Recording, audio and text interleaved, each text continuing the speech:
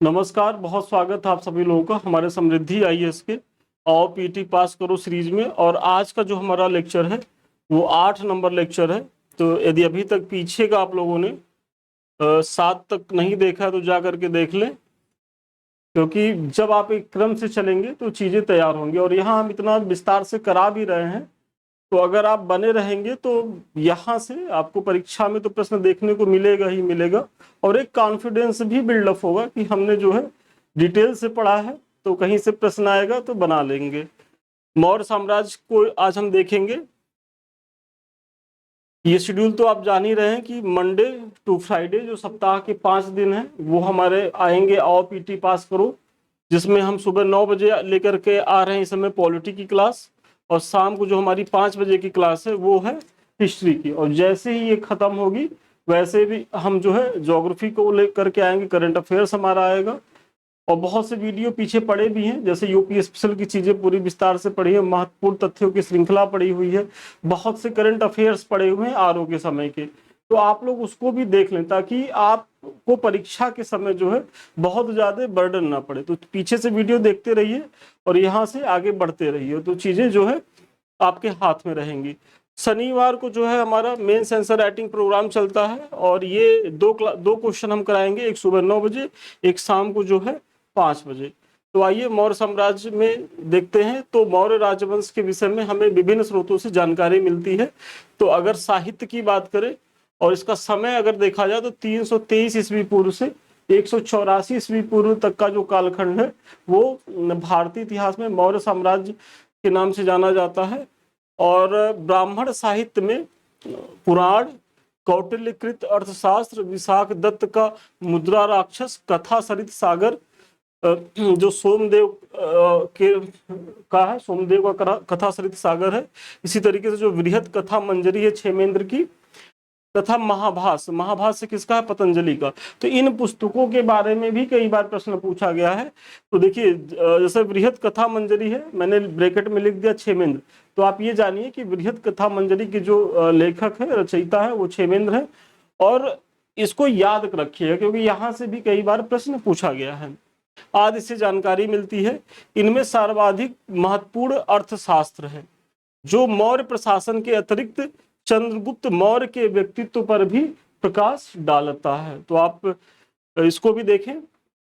बौद्ध ग्रंथों में दीपवंश, महावंश टीका, महाबोधि वंश,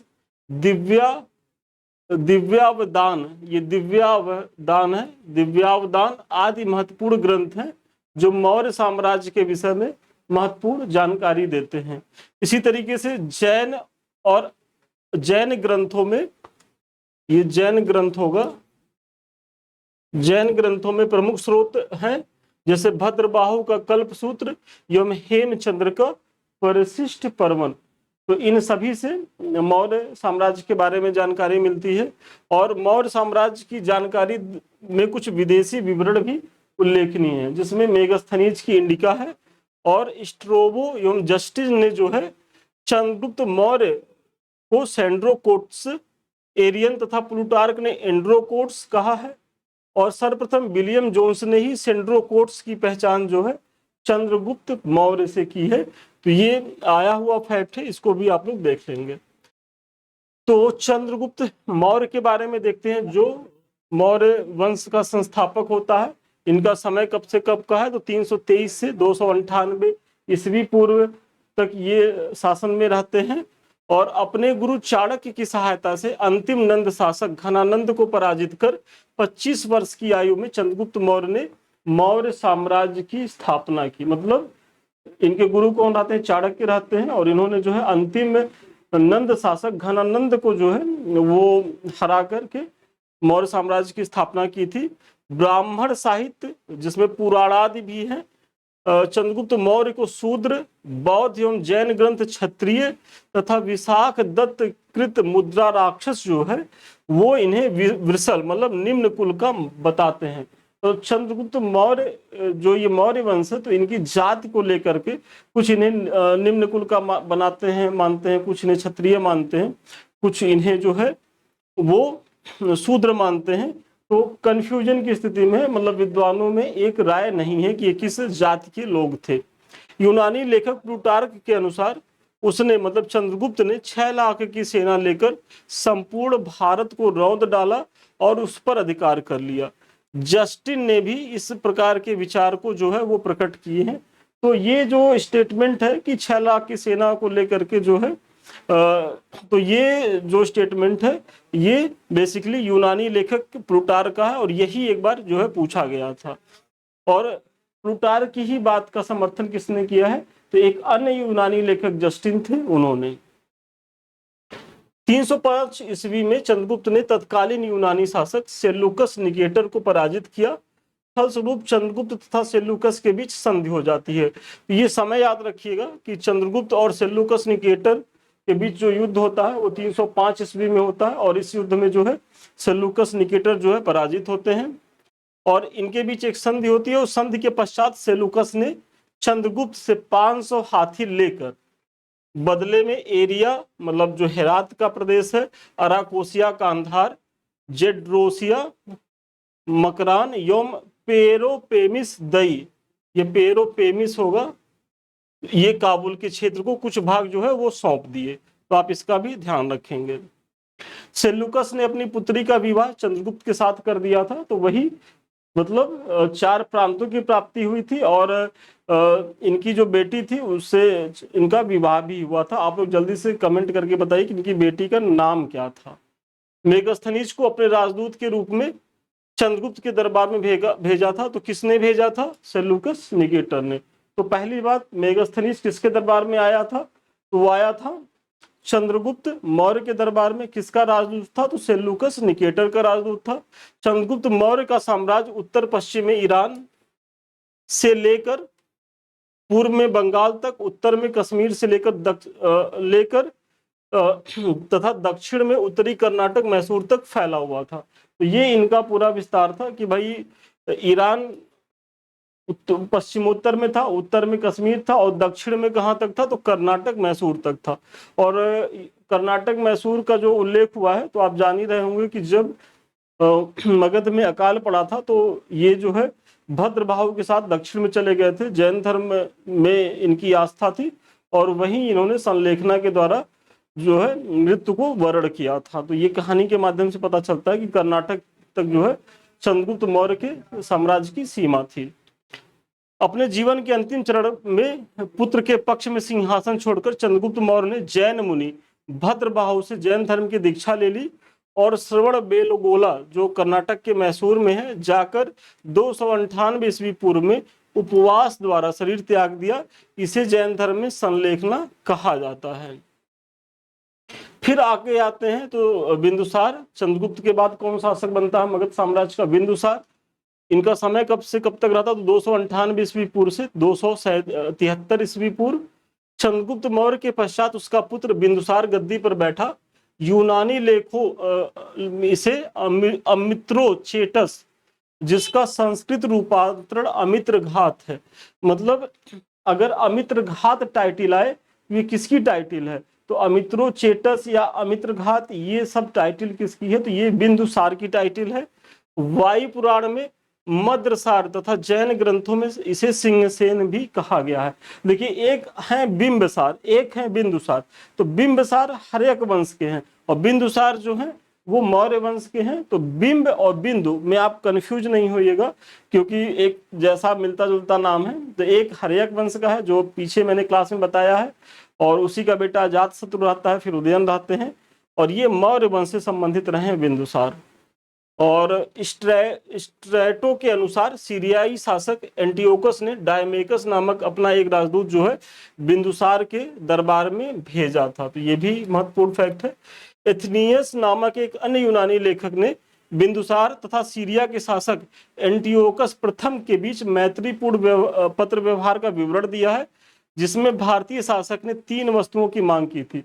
मतलब जो सीरिया के शासक थे उनके साथ बिंदुसार के जो वैदेशिक संबंध थे, इसका प्रमाण कैसे मिलता है कि वो जो है राजदूत के माध्यम से डिमांड करते हैं कि हमें जो है अंजीर चाहिए, मदिरा चाहिए और एक दार्शनिक चाहिए। और सीरियाई शासक ने जो है अंजीर और मदिरा की तो व्यवस्था कर दी, दार्शनिक वो नहीं देते हैं, और उसके पीछे का उत्तर देते हैं कि हमारे यहाँ जो है दार्शनिकों का व्यापार नहीं होता है। तो ये यही चीजें हैं। तो इससे पता चलता है कि जो बिंदुसार के समय सीरिया के साथ वैदेशिक संबंध स्थापित थे।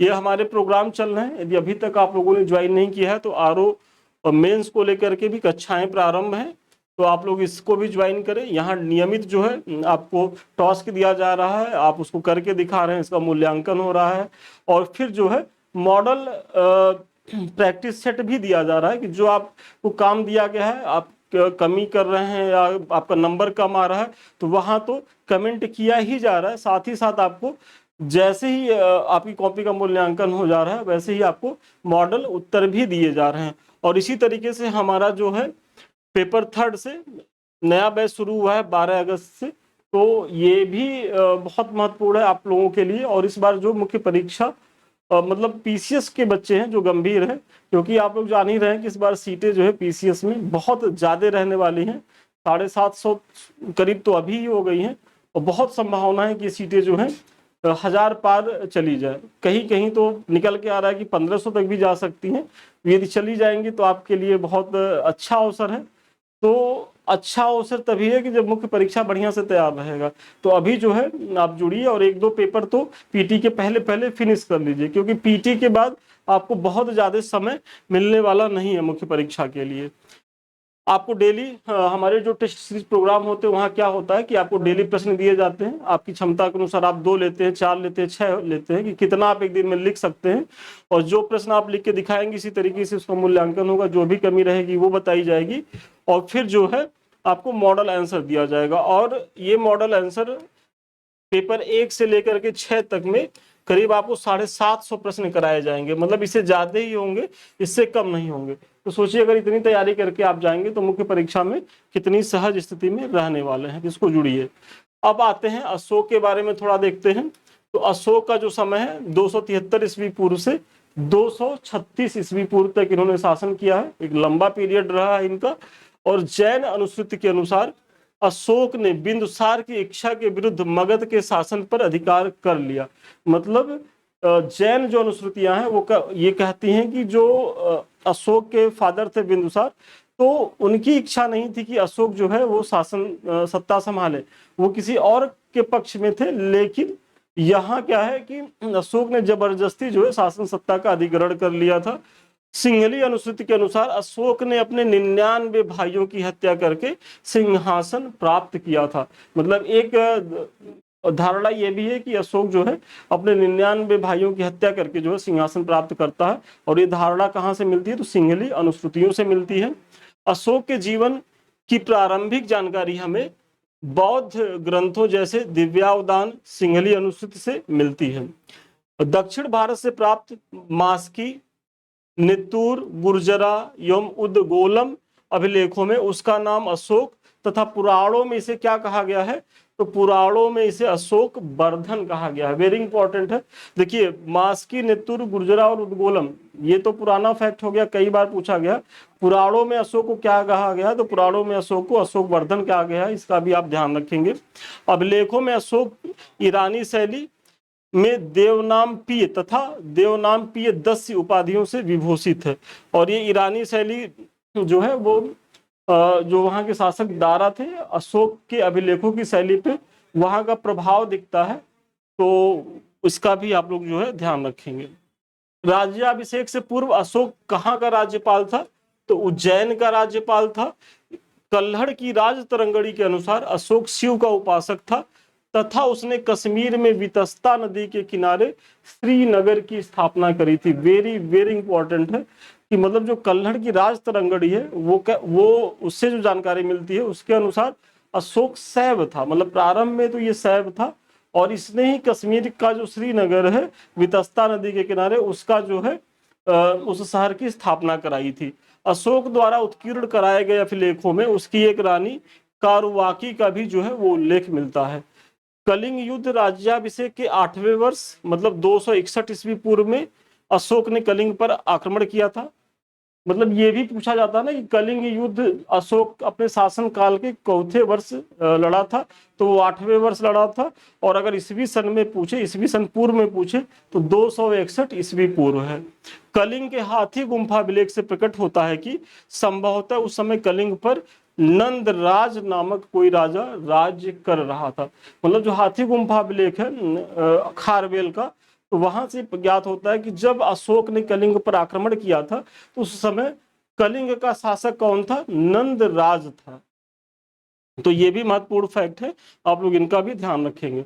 कलिंग युद्ध तथा उसके परिणामों के विषय में अशोक के 13वें शिलालेख में विस्तृत सूचना मिलती है। बहुत बहुत महत्वपूर्ण है, कई बार पूछा गया है कि कलिंग युद्ध का विवरण कहाँ मिलता है, तो अशोक के 13वें अभिलेख से। विजयोपरांत कलिंग ने 2 अधीनस्थ प्रशासनिक केंद्र स्थापित किए थे। कहाँ? कलिंग में एक उत्तरी केंद्र था जिसकी राजधानी तोसली थी, और दक्षिणी केंद्र की राजधानी क्या थी? जौगढ़ थी। प्लिनी के अनुसार अशोक ने कलिंग को व्यापार व्यवसाय की दृष्टि से महत्वपूर्ण समझकर इस पर आक्रमण किया था। मतलब प्लिनी कहता है कि जो अशोक ने कलिंग पर आक्रमण किया था तो वो व्यापार और व्यवसाय की दृष्टि को देखते हुए आक्रमण किया था। और कौटिल्य क्या कहते हैं, तो कलिंग में हाथियों के लिए चूंकि प्रसिद्ध था, और इन्हीं हाथियों को प्राप्त करने के लिए अशोक ने कलिंग पर जो है वो आक्रमण किया था। तो 2 मत निकल के आते हैं। प्लिनी क्या कहते हैं कि भाई व्यापार और व्यवसाय, चूंकि कलिंग जो है वो समुद्र तट के किनारे था और वहां से व्यापारिक मार्ग की इन्हें प्राप्ति होनी थी, और व्यवसाय और व्यापार के लिए समृद्ध क्षेत्र था, तो इसलिए जो है इन्होंने आक्रमण किया। जबकि कौटिल्य का जो अर्थशास्त्र है वो हाथियों को लेकर के कहता है कि चूंकि कलिंग में हाथियों की प्राप्ति होती थी, तो उन्हीं को प्राप्त करने के लिए अशोक द्वारा जो है कलिंग युद्ध किया गया। फिर अशोक और थोड़ा सा इसका बौद्ध धर्म देखते हैं। तो सिंहली अनुश्रुतियों, दीपवंश एवं महावंश के अनुसार अशोक को उसके शासन के चौथे वर्ष निग्रोध नामक भिक्षु ने बौद्ध धर्म में दीक्षित किया। तत्पश्चात मोगलीपुत्र के प्रभाव में आकर वह जो है पूर्ण रूपेण बौद्ध बन गया। और आप देखेंगे जो अशोक के समय में तृतीय बौद्ध संगीति हुई थी, तो उसकी अध्यक्षता किसने की थी? तो यही मोगलीपुत्र ने की थी। और अशोक ने अपने शासन के 10वें वर्ष सर्वप्रथम बोध गया की यात्रा की। इसके बाद अपने अभिषेक के 20वें वर्ष लुम्बिनी ग्राम की यात्रा की थी। तो 10वें वर्ष अशोक कहाँ गया? अपने शासन के 10वें वर्ष अशोक गया गए, और अपने शासन के 20वें वर्ष उन्होंने लुम्बिनी की यात्रा की थी। और लुम्बिनी क्यों प्रसिद्ध है? आप बौद्ध धर्म वाले टॉपिक में आपने देखा होगा कि गौतम बुद्ध का जो है जन्म स्थान है, और उसने लुम्बिनी ग्राम को कर मुक्त घोषित किया तथा केवल 1/8 भाग कर के रूप में लेने की घोषणा करी। बहुत महत्वपूर्ण है, कितना लेने की घोषणा करी? 1/8। पहले कितना था? 1/6। तो 1/6 से घटा करके 1/8 कर लेने की घोषणा करी थी। और अशोक का बौद्ध होने का सबसे सबल प्रमाण उसका भाब्रू, मतलब जो वैराट राजस्थान में है, से प्राप्त लघु शिलालेख है, जिसमें अशोक स्पष्टतः बुद्ध धर्म तथा संघ का अभिवादन करता है। वेरी वेरी इंपॉर्टेंट है, अभी से प्रश्न नहीं पूछा गया लेकिन ये पूछा जा सकता है, तो ये आप जो है इसको जरूर नोट कर लीजिएगा। और अशोक को बौद्ध सिद्ध करने वाला दूसरा अभिलेख उसका शासनादेश है, जो सारनाथ, सांची तथा कौशाम्बी के लघु स्तंभों पर उत्कीर्ण है। तो ये सब जो प्रमाण है अशोक को बौद्ध धर्म में दीक्षित होने की पुष्टि करते हैं।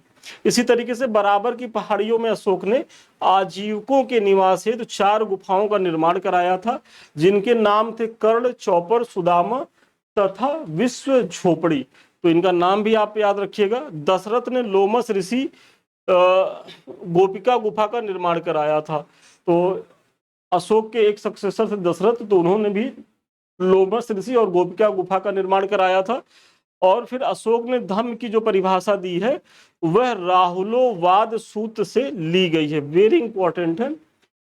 और दूसरे एवं 7वें स्तंभ, जो अशोक का दूसरा और 7वां स्तंभ लेख है, में अशोक ने बौद्ध की व्याख्या मतलब बौद्ध धम्म की व्याख्या इस प्रकार है कि पाप से निवृत्त, विश्व कल्याण, दयादान, सत्य एवं कर्म शुद्धि ही धम्म है।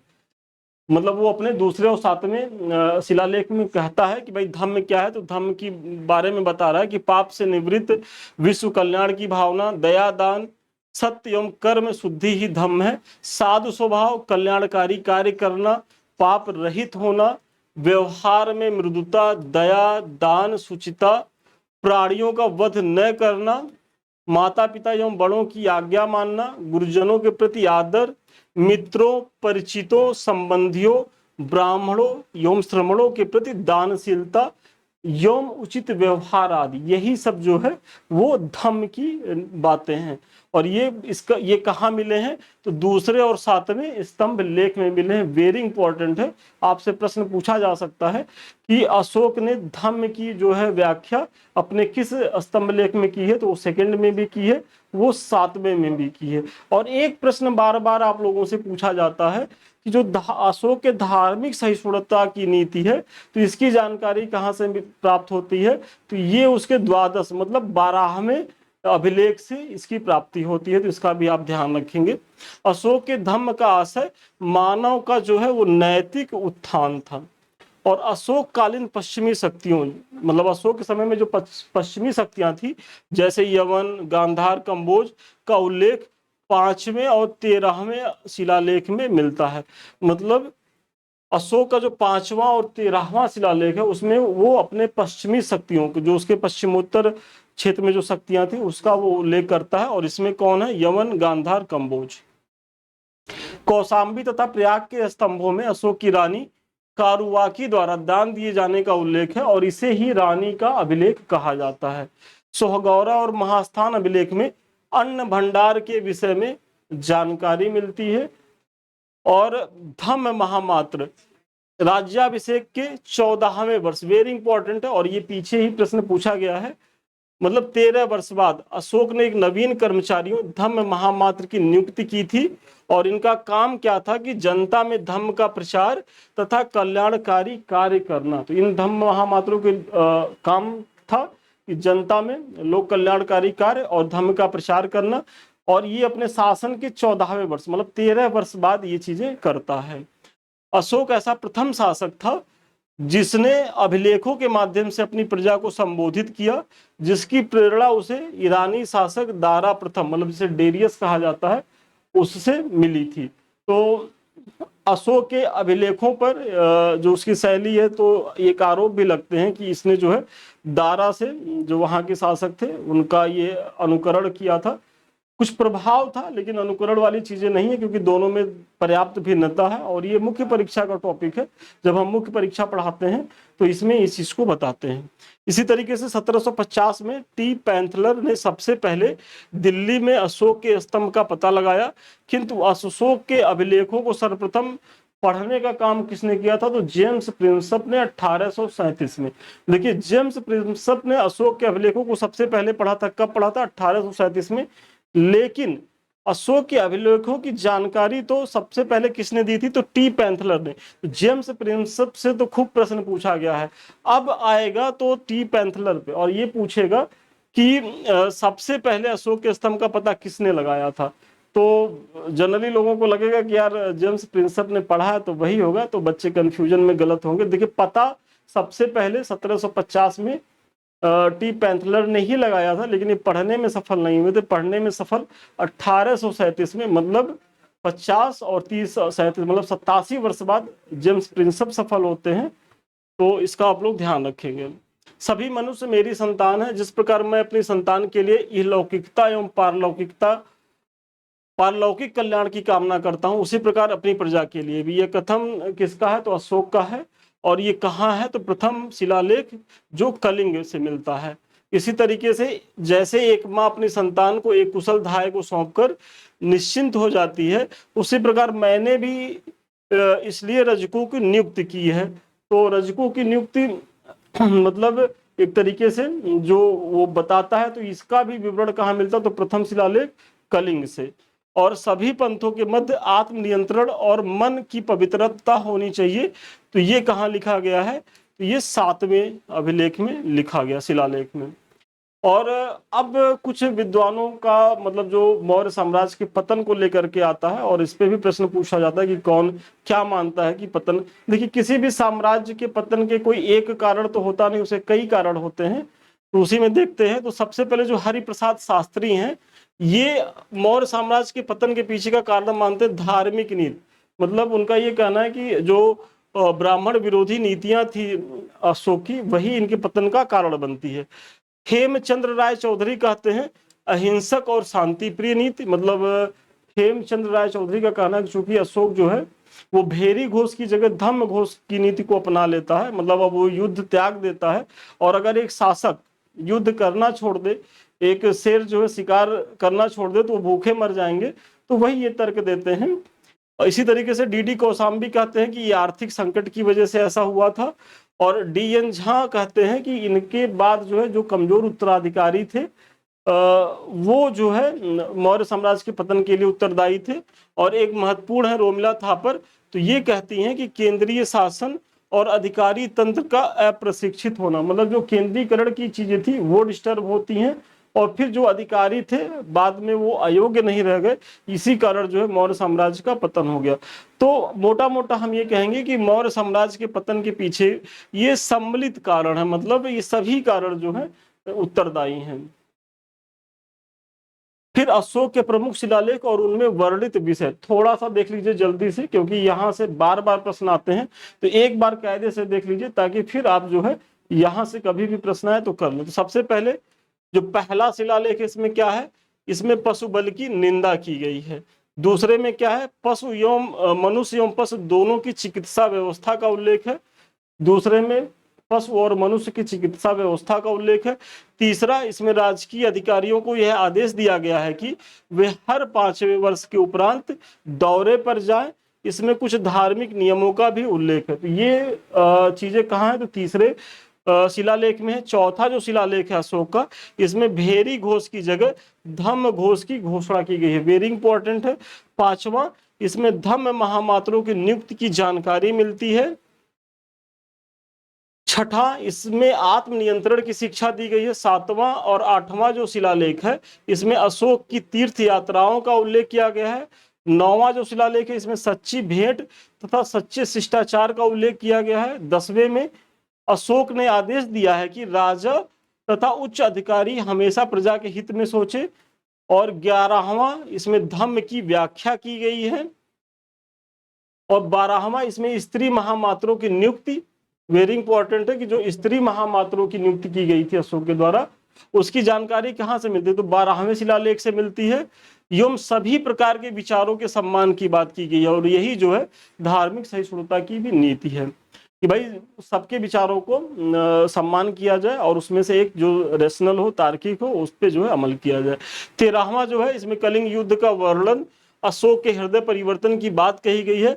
और इसी में 5 यवन राजाओं के नाम का उल्लेख है जहां उसने धम्म प्रचारक भेजे थे, वेरी इंपॉर्टेंट। और 14वां, अशोक ने जनता को धार्मिक जीवन बिताने के लिए प्रेरित किया है अपने 14वें शिलालेख में। तो बहुत महत्वपूर्ण है। और अगर थोड़ा सा हमारी स्पीड ज्यादा है, तो चूंकि आप देख ही रहे होंगे कि कितने कम समय में कितनी चीजें आपको देनी है। भाई इतिहास चल रहा है, पॉलिटी चल रहा है, तो थोड़ा सा अगर हम स्पीड बना के नहीं चलेंगे तो आप लोग का जो सिलेबस है, जो जहां तक हम चाह रहे हैं कि पीटी में बहुत कुछ आप लोगों के लिए करा दे, वो हो नहीं पाएगा। तो थोड़ा सा सहयोग आप लोगों से भी अपेक्षित है। और सहयोग इतना है कि आप लोग जो है थोड़ा सा वीडियो को फास्ट करके देख ले, या अगर लगे तो कहीं आपको लगे तो उसको रोक करके चीजों को नोट कर ले। तो ये आपके हाथ में है कि आप इसको कैसे करते हैं। स्पीड हमारी इसी तरीके से चलने दीजिए। अब आते हैं मौर्य प्रशासन पे। तो कौटिल्य ने राज्य के सप्तांग सिद्धांत के तहत 7 अंग जो है निर्दिष्ट किए हैं। तो सप्तांग सिद्धांत किसने दिया था, कौटिल्य ने दिया था। और इसका क्रम जान लीजिए, बहुत महत्वपूर्ण है। राजा है, अमात्य है, जनपद है, दुर्ग है, कोष है, सेना है और मित्र है, वेरी इंपॉर्टेंट है। 2 बार यहां से प्रश्न पूछा गया है। तो राजा, अमात्य, जनपद, दुर्ग, कोष, सेना और मित्र, यही राज्य के 7 अंग हैं जिन्हें सप्तांग सिद्धांत कहा जाता है। साम्राज्य में मुख्यमंत्री एवं पुरोहित की नियुक्ति उनके चरित्र की भली भांति जांच के बाद की जाती थी, जिसे उपधा परीक्षण कहा जाता है। और केंद्रीय प्रशासन, अर्थशास्त्र में शीर्षस्थ अधिकारियों को तीर्थ कहा गया है। इनकी संख्या कितनी थी, तो 18 थी। अधिकतर स्थलों पर इन्हें महामात्र की संज्ञा दी गई है। और सबसे महत्वपूर्ण तीर्थ या महामात्र मंत्री और पुरोहित थे। मतलब जो 18 तीर्थ हैं, तो उनमें सबसे महत्वपूर्ण जो कौन थे, तो मंत्री और पुरोहित थे। इनका साम्राज्य के अन्य अधिकारियों पर स्पष्ट नियंत्रण होता था। इसी तरीके से थोड़ा सा अगर प्रांतीय शासन की बात देखें तो चंद्रगुप्त मौर्य ने शासन की सुविधा है तो अपने विशाल साम्राज्य को 4 प्रांतों में बांटा था, जिसे चक्र कहा जाता था। तो मौर्य काल में प्रांतों को क्या कहा जाता था? तो मौर्य काल में प्रांतों को जो है वो चक्र कहा जाता था। और अशोक के समय में प्रांतों की संख्या 4 से बढ़कर कितनी हो गई? 5 हो गई। वेरी इंपॉर्टेंट है। और ये 5 प्रांत है। उत्तरापथ, तो उत्तरापथ की राजधानी तक्षशिला है। दक्षिणापथ की राजधानी सुवर्णगिरी। अवंती राष्ट्र की राजधानी उज्जैनी। कलिंग की राजधानी तोसली।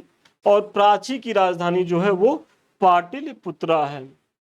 प्रांतों का शासन राजवंशी कुमार या आर्यपुत्र नामक पदाधिकारियों द्वारा होता था। मतलब ये जो प्रांत थे वहां का जो वास होता था बेसिकली वो राजकुमार या युवराज को ही जो है ये दिया जाता था, मतलब ये महत्वपूर्ण अधिकार।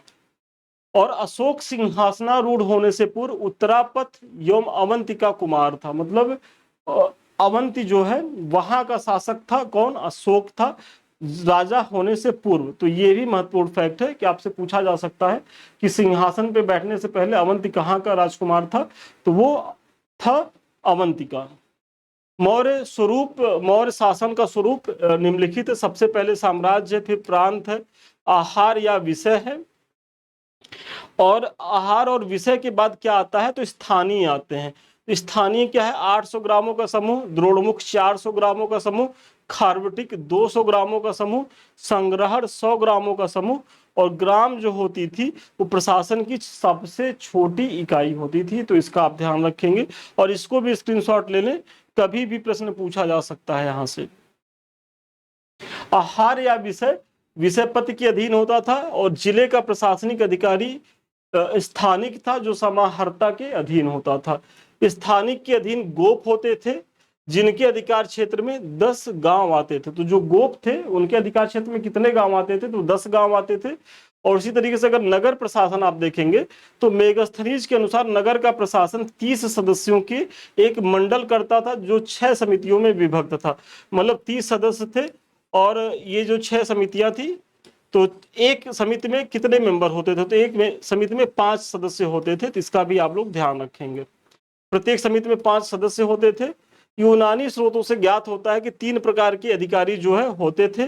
एक एग्रोनोमोई, और एग्रोनोमोई क्या था? तो मार्ग निर्माण का विशेष अधिकारी था। दूसरा था एंटीनोमोई, नगर आयुक्त था। और तीसरे जो होते थे वो सैन्य अधिकारी होते थे। और एग्रोनोमोई के बारे में प्रश्न पूछा गया है कि सड़क निर्माण का अधिकारी कौन था? तो एग्रोनोमोई था। और एंटीनोमोई को जानिए कि ये कौन थे? तो एंटीनोमोई नगर आयुक्त थे। और अब यहां से प्रश्न आ सकता है कि एंटीनोमोई के बारे में आप बताइए। तो एंटीनोमोई जो थे वो नगर आयुक्त उनको कहा जाता है। अभिलेखों, अशोक के अभिलेखों में कुछ अन्य अधिकारियों का वर्णन मिलता है जैसे राजुक। तो ग्रामीण जनपदों की देखभाल के लिए इनकी नियुक्ति होती थी। इनके पास कर संग्रह के साथ साथ न्यायिक शक्तियां भी थी, मतलब राजुक के पास। प्रादेशिक, इसे जिलाधिकारी कहा जाता था। और अर्थव्यवस्था के प्रतिष्ठा के रूप में ये माने जाते थे। और महामात्र एक अधिकारी होता था, उच्च अधिकारी जो नगर प्रशासन से संबंधित था और प्रतिवेदक था। तो यह जो है सम्राट को विभिन्न सूचनाएं देना, मतलब प्रतिवेदक का काम क्या था कि वो सम्राट को विभिन्न प्रकार की सूचनाएं जो होती थी वो देने का काम करता था। तो आप इनको भी देख लेंगे।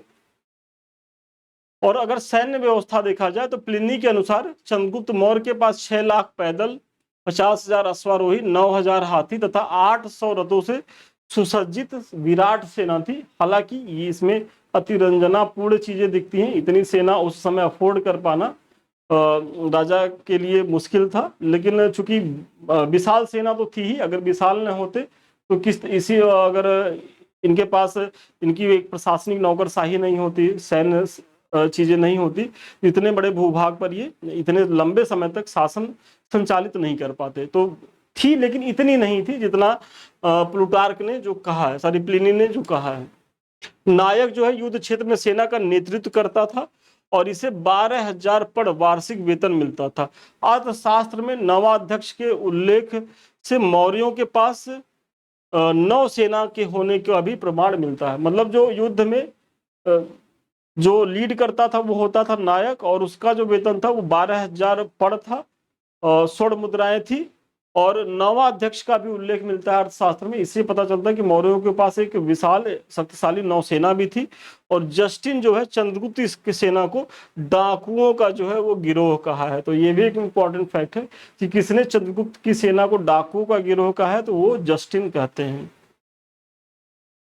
फिर न्याय व्यवस्था में देखें तो मौर्य सम्राट सर्वोच्च तथा अंतिम न्यायालय या न्यायाधीश था, और मौर्य न्याय व्यवस्था कठोर थी। न्याय का उद्देश्य उदारवादी न होकर आदर्शवादी था। ये महत्वपूर्ण फैक्ट है कि मौर्यों की जो न्याय व्यवस्था थी उसमें जो सर्वोच्च शीर्ष पर था तो वो कौन था, तो वो राजा था। मतलब जो मौर्य शासक होते थे वही इसके प्रधान होते थे। और यहाँ जो है दंड की कठोर व्यवस्था थी। ग्राम सभा सबसे छोटी न्यायालय थी जहां ग्रामणी तथा ग्राम वृद्ध अपना निर्णय देते थे। इसके ऊपर संग्रहण, द्रोणमुख स्थानीय एवं जनपद के न्यायालय होते थे। अर्थशास्त्र में दो प्रकार के न्यायालय का जो है वो वर्णन है, जिसमें एक धर्म स्थायी न्यायालय है और दूसरा कंटक शोधक। तो धर्म स्थायी जो न्यायालय होते हैं, जैसे वर्तमान में जो हमारा सिविल कोर्ट होता है उसकी चीजें हैं, और जो कंटक शोधन है वो जो हमारा क्रिमिनल कोर्ट होता है, मतलब जिसे फौजदारी न्यायालय कहते हैं। तो कंटक शोधन न्यायालय फौजदारी न्यायालय से संबंधित था। इसी तरीके से थोड़ा सा गुप्तचर व्यवस्था को देखते हैं, तो यह विभाग जो है एक पृथक अमात्य के अधीन रखा गया था जिसे महामात्या सर्प कहा जाता था। और कौटिल्य के अर्थशास्त्र में गुप्तचरों को क्या कहा जाता था, तो गूढ़ पुरुष कहा जाता था। मौर्य प्रशासन में दो प्रकार के गुप्तचर कार्य करते थे, एक संस्था थी, एक संचरा थी। संस्था वो चीजें थी जो एक जगह स्थिर होकर के काम करे, और संचरा माने संचार करे, जो इधर उधर घूम घूम करके जो खुफिया चीजों को इकट्ठा करती थी उसे संचरा कहते थे। और एरियन ने गुप्तचरों को ओवरसियर, वेरी इंपॉर्टेंट है, मतलब मौर्य काल में ओवरसियर क्या थे, तो वो गुप्तचर थे। और ये किसने कहा है, तो एरियन ने कहा है।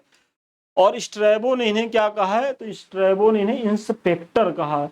तो इंस्पेक्टर जो है अभी वर्तमान में जो पुलिस में इंस्पेक्टर होते हैं, तो इनका उल्लेख ईसा पूर्व शताब्दी में मिलता है, और ये मौर्यों के समय में भी था। स्ट्रैबो इन्हें जो गुप्तचर थे उन्हें क्या कहता है, इंस्पेक्टर कहता है। और एरियन गुप्तचरों को क्या कहता है, ओवरसियर। नर गुप्तचरों को संति, तिसड़ा और शरद कहा गया था, जबकि स्त्री गुप्तचरों को वृषभली, भिक्षुकी और परिव्राजक कहा जाता था। वेरी इंपॉर्टेंट है कि जो गुप्तचर होते थे, ऐसा नहीं है कि यहाँ केवल पुरुषों की नियुक्ति होती थी, महिलाएं भी नियुक्त होती थी। और महिलाओं को जो गुप्तचर होती थी उन्हें वृषभली, भिक्षुकी और परिव्राजक कहा जाता था। और नरों को संति, तिसड़ा और शरद। फिर थोड़ा सा मौर्यकालीन आर्थिक व्यवस्था को देखते हैं, तो मौर्य काल में पहली बार राजस्व प्रणाली की रूपरेखा तैयार की गई। इसका उल्लेख कौटिल्य के अर्थशास्त्र में मिलता है। राज्य की अर्थव्यवस्था जो है कृषि, पशुपालन, वाणिज्य पर आधारित थी, जिन्हें सम्मिलित रूप से वार्ता कहा जाता था। वेरी इंपॉर्टेंट है। और कौटिल्य ने अर्थशास्त्र में कृष्ट माने जुती हुई, आकृष्ट माने बिना जुती हुई, स्थल माने ऊंची आदि अनेक प्रकार की भूमियों का वर्णन किया है। इसी तरीके से अदेव मात्रक भूमि वह भूमि होती थी जिसमें बिना वर्षा के भी अच्छी खेती हो जाए। तो अदेव मात्रक क्या थी, जहां बिना वर्षा के भी अच्छी खेती हो जाए। और राजकीय भूमि की व्यवस्था करने वाला प्रधान अधिकारी क्या कहलाता था, तो सीता अध्यक्ष कहा जाता था, क्योंकि राजकीय जो भूमि होती थी उसे सीता कहा जाता था। और इसे जो है इसका जो संचालन करता था, मतलब इसकी जो व्यवस्था करता था, वो सीता अध्यक्ष करता था। राज्य की आय का प्रमुख स्रोत भूमि कर था। यह सिद्धांत उपज का 1/6 होता था। भूमि कर दो प्रकार के होते थे, सेतु कर और वन कर। राजकीय आय के लिए विभिन्न प्रकार के कर लिए जाते थे। अब थोड़ा सा करों के बारे में देख लीजिए, क्योंकि कई बार यहाँ से प्रश्न आया है। तो सबसे पहले सीता, तो राजकीय भूमि से होने वाली आय को सीता कहा जाता था। भाग क्या था, तो कृषकों द्वारा उत्पादित सामग्री से प्राप्त कर, मतलब उपज का जो हिस्सा था उसे भाग कहा जाता था। और प्रवेश क्या था, तो जो अभी हम आयात कर लगाते हैं तो वो प्रवेश था। और मौर्य काल में ये जो था वो 20% था। मतलब अभी जो टैरिफ वार चल रहा है और ट्रंप महोदय जो भारत पे 50% टैरिफ लगाए हैं, तो ऐसा नहीं है, ये वर्तमान संकल्पना नहीं है, ये प्राचीन काल से जब से मनुष्य जो है व्यापार वाणिज्य की तरफ उन्मुख हुआ और देश दुनिया के साथ जो व्यापारिक संबंध स्थापित हुए, तो तब से ये चीजें चली आ रही हैं। और हम मौर्य काल में जो चीजों का आयात होता था हमारे देश में, उन पर हम 20% जो है वो टैरिफ लगाते थे, मतलब सीमा शुल्क लगाते थे। फिर इसी तरीके से एक जो था निष्क्राम्य, तो निर्यात कर था ये, मतलब प्रवेश से आयात कर, और निष्क्राम्य मतलब ये निर्यात कर था। प्रलय क्या था, तो आपातकालीन कर कहा जाता था। एक बार पूछा भी गया प्रश्न है कि प्रलय जो कर संबंधित था, तो ये मौर्य काल में आपातकालीन कर होता था। बलि एक प्रकार का भू राजस्व था, और हिरण क्या था, तो यह अनाज के रूप में न होकर नगद लिया जाता था। इसी तरीके से सेतुबंध, राज्य की ओर से सिंचाई का प्रबंध करना सेतुबंध कहलाता था। और विष्ट क्या था, मौर्य काल में जो निशुल्क सेवा ली जाती थी, मतलब जिसे वेगार कहा जाता था, तो वेगार जो है वो विष्टि से संबंधित था। सिंचाई की ओर प्रशासन विशेष ध्यान देता था। जूनागढ़ अभिलेख से चंद्रगुप्त के गवर्नर पुष्यगुप्त वैश्य द्वारा सौराष्ट्र में निर्मित सुदर्शन झील का जो है वो उल्लेख मिलता है। और यही जो है मौर्य शासक जो अशोक थे, उनकी भी भूमिका नजर आती है। आप लोग जल्दी से बताएं कि मौर्य के समय में सुदर्शन झील पे जो काम किया गया था वो किस गवर्नर के द्वारा किया गया था। चंद्रगुप्त मौर्य का तो मैंने बता दिया, तुषार अशोक के समय का गवर्नर आप लोग जल्दी से कमेंट करके बताइए। और मौर्य शासन का वित्तीय वर्ष क्या माना जाता था, तो आषाढ़ से माना जाता था। जो अभी हम लोग अपना वित्तीय वर्ष अप्रैल से मार्च मानते हैं, तो मौर्यों के समय का वित्तीय वर्ष जुलाई महीने से माना जाता था। मतलब जुलाई का महीना कौन होता है, तो आषाढ़ का महीना होता है, ये आषाढ़ है। अर्थशास्त्र के अनुसार ब्याज दर कितना था, तो अर्थशास्त्र के अनुसार जो उस समय ब्याज दर था वो 15% था। और व्यापारी श्रेणियों में संगठित होते थे, इनका मुखिया क्या कहलाता है, श्रेष्ठिन। तो व्यापारियों का मुखिया जो है वो श्रेष्ठिन था। कौटिल्य के अर्थशास्त्र में मौर्यकालीन मुद्राओं के नाम इस प्रकार हैं, तो करसापड़ या पड़ या धारण, यह चांदी का बना होता था। तो देखिए करसापड़, पड़ या धारण, ये किसके बने होते थे, तो चांदी के बने होते थे। सुवर्ण नाम से ही पता, सोने का सिक्का था। मासक क्या था, यह तांबे का सिक्का होता था। और कांकड़ी, यह भी जो है तांबे का सिक्का होता था। ये सब मौर्यकालीन जो है महत्वपूर्ण सिक्के हैं, तो आप इनको भी जानिए कि करसापड़ या पड़ चांदी के, सुवर्ण सोने के, और मासक और कांकड़ी जो थे वो तांबे के सिक्के थे। मुद्राओं का परीक्षण करने वाला अधिकारी रूप दर्शक कहलाता था। और राज्य के शीर्षस्थ अधिकारियों को जो है 48,000 पड़, जबकि सबसे निम्न अधिकारी को जो है वो 60 पड़ वेतन मिलता था। मतलब कितना लंबा गैप था कि एक जो शीर्ष अधिकारी होता था राज्य का, उसे वार्षिक 48,000 पड़ की प्राप्ति होती थी, जबकि और जो शासक होते और जो सबसे निचला कर्मचारी होता था उसे 60 पड़ वेतन मिलता था। व्यापार में थोड़ा सा आप देखें तो मौर्य काल में जो व्यापार होता था वह जल और स्थल दोनों मार्गों से होता था। आंतरिक एवं विदेशिक दोनों व्यापार उन्नत अवस्था में थे। मेगस्थनीज ने एग्रोनोमोई नामक मार्ग निर्माण अधिकारी का उल्लेख किया है, वही जिसके बारे में मैंने पीछे चर्चा करी है, जो मार्गों की देखभाल करता था तथा 10 स्टेडिया, मतलब जैसे आज हम लोग किलोमीटर या मील दूरी के लिए मापते हैं, माइल माइल समुद्री क्षेत्र में मापा जाता है, और इधर जो है सड़क में जो है वो किलोमीटर देखते हैं, और हर किलोमीटर पे एक बोर्ड लगा रहता है कितना इतना। तो इसी तरीके से 10 स्टेडिया पे जो है एक बोर्ड लगाने का प्रयास किया गया था, ताकि दूरी की पता चले कि हमने इतनी दूरी तय कर ली है। तो ये याद रखिएगा कि 10 स्टेडिया की दूरी पर एक स्तंभ स्थापित करवाता था। जो इस समय भारत का बाह्य व्यापार जो है वो रोम, सीरिया, फारस, मिस्र तथा अन्य पश्चिमी देशों के साथ होता था। यह व्यापार पश्चिमी भारत में भृगु कच्छ तथा पूर्वी भारत में ताम्रलिप्ति बंदरगाहों द्वारा जो है वो किया जाता था। आंतरिक व्यापार के प्रमुख केंद्र तक्षशिला, काशी, उज्जैन, कौशाम्बी, पाटलिपुत्र तथा तोसली थे। मौर्य काल में पूर्वी तट पर ताम्रलिप्ति और पश्चिमी तट पर भृगुकच्छ, सोपारा अत्यंत महत्वपूर्ण जो है वो बंदरगाह है।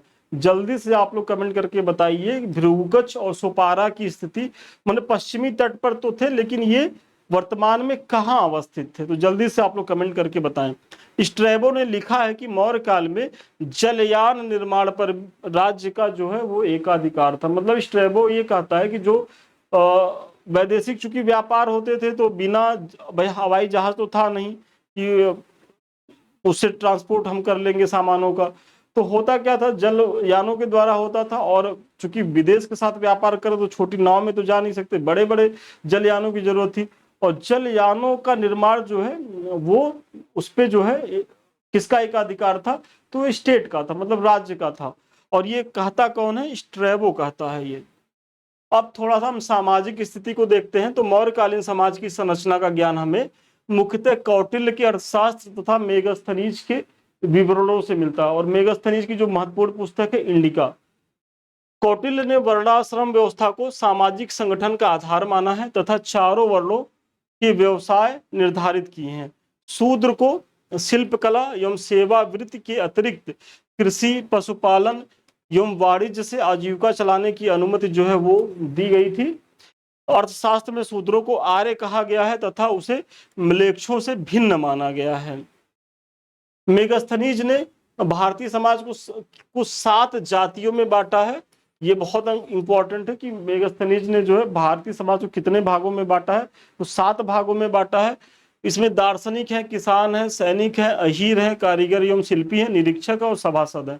इसी तरीके से कौटिल्य ने स्त्रियों को विवाह विच्छेद की अनुमति दी है। मतलब बहुत महत्वपूर्ण है कि एंशिएंट काल में कौटिल्य ने जो है स्त्री को तलाक की अनुमति प्रदान की है। और इसके लिए तलाक शब्द किस जगह पे, जैसे तलाक तो बाद में आया, जब तुर्क आए, मुगल आए, तब से तलाक की चीजें हुई। लेकिन इसके पहले जो तलाक शब्द के लिए कौन से शब्द का प्रयोग होता था, तो मोक्ष का। मतलब कौटिल्य के अर्थशास्त्र में तलाक के लिए मोक्ष शब्द का प्रयोग हुआ है। समाज में वेश्यावृत्ति की प्रथा प्रचलित थी और इसे राजकीय संरक्षण प्राप्त था। स्वतंत्र रूप से वेश्यावृत्ति करने वाली स्त्रियां क्या कहलाती थी, तो रूपा जीवा कहलाती थी। इनके कार्यों का निरीक्षण कौन करता था, तो गणिका अध्यक्ष जो है इनके कार्यों का निरीक्षण करते थे। क्योंकि अब ये राज्य के द्वारा संचालित चीजें थी, मतलब राज्य के नियंत्रण में थी, तो एक अधिकारी होता था, तो गणिका अध्यक्ष होता था, वो इनको नियंत्रित करता था। मेगस्थनीज एवं स्ट्रैबो के अनुसार भारत में दास प्रथा नहीं थी। हालांकि ये स्टेटमेंट रॉन्ग है, क्योंकि बाद में जो चाणक्य से पता चलता है कि एकदम दास प्रथा थी, दासता थी। और मौर्यकालीन अर्थव्यवस्था में दासों का महत्वपूर्ण योगदान था। अब ये देखिए यहाँ लिखा भी हुआ है, त्रिपिटक में 4 प्रकार तथा कौटिल्य ने 9 प्रकार के दासों का उल्लेख किया है। वेरी इंपॉर्टेंट है। त्रिपिटक जो है, जो बौद्ध धर्म से संबंधित है, जिसमें विनय पिटक, श्रुति पिटक, अभिधम्म पिटक है, तो उसमें जो है 4 प्रकार के दास तथा कौटिल्य ने 9 प्रकार के दासों का उल्लेख किया है। और कौटिल्य के अर्थशास्त्र के अनुसार मौर्य काल की एक महत्वपूर्ण सामाजिक घटना थी दासों को कृषि कार्यों में बड़े पैमाने पर लगाया जाना। मतलब कौटिल्य ये कहते हैं कि मौर्य काल में जो दास थे उनसे केवल सेवा तक ही सीमित नहीं था, उनको जो है कृषि कार्यों में भी बड़े पैमाने पर लगाया गया था। अब आते हैं थोड़ा सा मौर्यकालीन धर्म को देखते हैं। तो मौर्य काल में वैदिक धर्म प्रचलित था, किंतु कर्मकांड प्रधान वैदिक धर्म अभिजात ब्राह्मण तथा क्षत्रियों तक ही सीमित था। मतलब इस समय तक था तो ये ब्राह्मण धर्म का ही यहाँ वर्चस्व था, लेकिन चूंकि कर्मकांडी धारा का इतना विकास हो गया था इस धर्म में, ब्राह्मण धर्म में, कि धर्म जो है वो क्षत्रिय ब्राह्मण तक ही जो है वो सिमट करके रह गया था। कुछ ब्राह्मणों को जो वेदों में निष्णात थे, वेदों की शिक्षा देते थे तथा बड़े बड़े यज्ञ करते थे, पाली ग्रंथों में उन्हें ब्राह्मण निस्साल कहा गया है। ऐसे ब्राह्मण को राज्य से कर मुक्त भूमि दान में मिलती थी। अर्थशास्त्र में ऐसी भूमि को क्या कहते थे, तो ब्रह्मदेय कहते थे। जो भूमि ब्राह्मणों को कर मुक्त दी जाती थी तो वो ब्रह्मदेय कहलाती थी। और पुराणों में कौटिल्य को द्विजर्षभ मतलब श्रेष्ठ ब्राह्मण कहा गया है।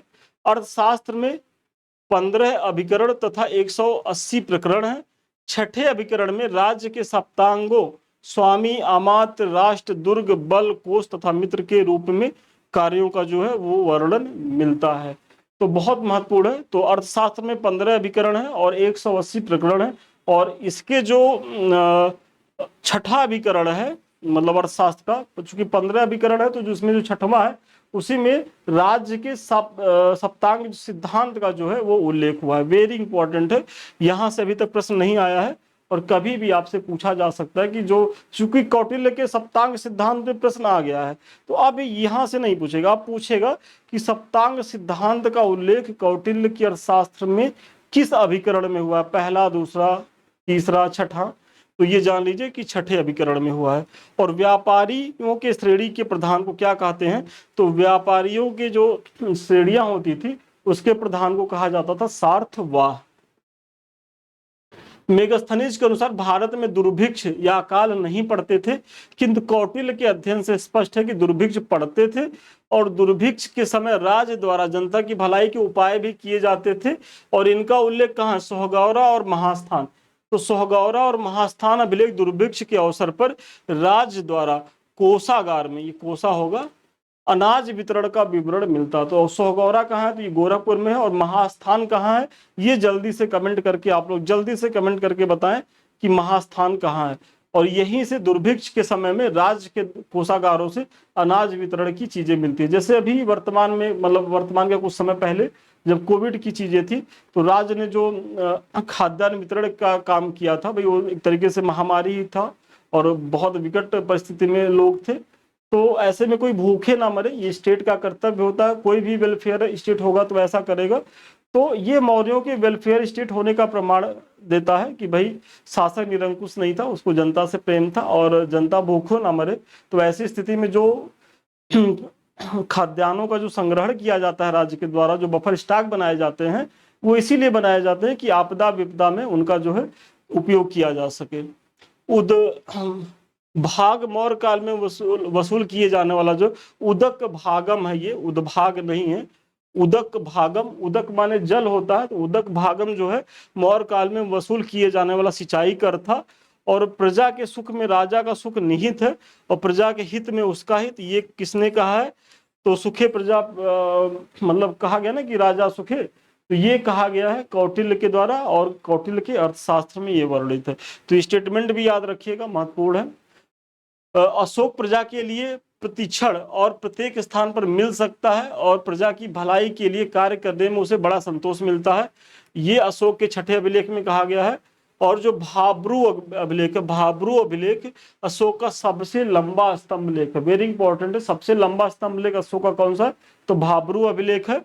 रूमिनदेही अभिलेख से विदित होता है कि लुम्बिनी यात्रा के अवसर पर अशोक ने वहां भूमि कर की दर 1/6 से घटा करके 1/8 कर दी थी, पीछे मैंने बताया है।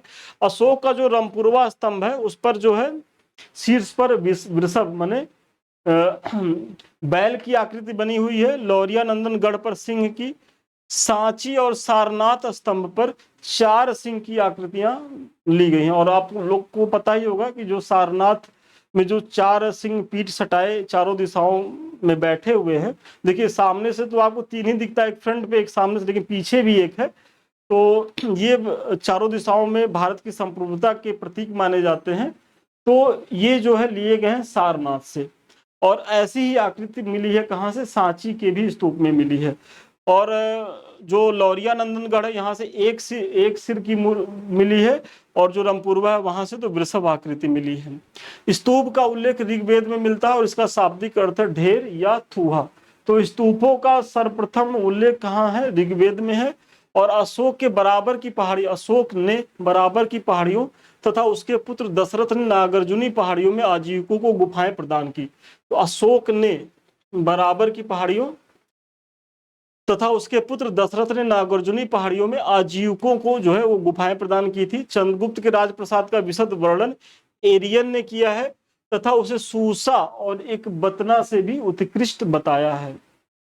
मतलब जो चंद्रगुप्त मौर्य के राजप्रसाद की भव्यता को जो है वो दर्शाता है। मौर्य वंश का अंतिम शासक क्या था, तो मौर्य वंश का अंतिम शासक बृहद्रथ था, जिसकी हत्या उसके सेनापति पुष्यमित्र शुंग ने की थी। और 4वीं शताब्दी ईस्वी पूर्व में भारत आए चीनी बौद्ध यात्री फाहियान ने मौर्य राजप्रसाद को देवदूतों द्वारा निर्मित बताया है। मतलब एरियन क्या कहता है कि सूसा और एक बतना के जो राजभवन है उससे भी ये भव्य है। और फाहियान क्या कहता है, तो फाहियान कहता है कि ये देवदूतों द्वारा निर्मित कराए गए थे। और फैनसांग ने पाटलिपुत्र के खोए हुए वैभव का जो है वो वर्णन किया है। तो आज के जो प्रश्न, मतलब आज की जो हमारी क्लास थी वो यहीं तक थी। और थोड़ी सी क्लास लंबी जा रही है, लेकिन क्या करिएगा, 1-1 घंटा जब तक आप नहीं देंगे तब तक चीज़ें तैयार नहीं होंगी। तो इसी तरीके से सुबह जो है हमारी पॉलिटी की क्लास आ रही है, तो आप सुबह भी 9 बजे बने रहिएगा चैनल पे। अभी तक आप लोग यहाँ अगर ज्वाइन नहीं किए, मुख्य परीक्षा को लेकर के सीरियस हैं, तो बैच चल रहे हैं, आप यहाँ जो है इसका लाभ उठाइए। और साथ साथ हमारा जो टेलीग्राम चैनल है, तो अभी तक आपने इसको नहीं ज्वाइन किया तो ज्वाइन करें, क्योंकि जो भी हम पढ़ाते हैं एक समय के बाद यहाँ PDF में मिलता है।